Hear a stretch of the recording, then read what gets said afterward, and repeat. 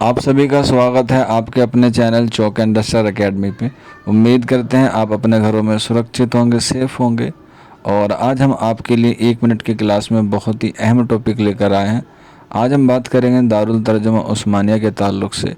तो आज आज की क्लास है वो दारुल तर्जुमा उस्मानिया के ताल्लुक़ से है कि इसका क़याम कब अमल में आया। तो आपको मालूम होगा कि हैदराबाद के निज़ाम मीर उस्मान अली ख़ां जो 7वें नंबर के निज़ाम है, जिनका असल नाम कमरुद्दीन था, जो मुग़लिया बादशाह औरंगज़ेब ने इनको दिया था। और इन्हीं की फरमाइश पर या इन्हीं के हुक्म से जो दारुल तर्जुमा उस्मानिया कायम किया गया था 26 अप्रैल 1917 को। और उसी दिन इनकी 31वीं सालगिरह थी। तो उसी के मौके पर इन्होंने दारुल तर्जुमा उस्मानिया को कायम किया गया था हैदराबाद में 26 अप्रैल 1917। ये तारीख़ आप लोग याद रख लें, एग्ज़ाम के पॉइंट ऑफ व्यू से बहुत अहम है।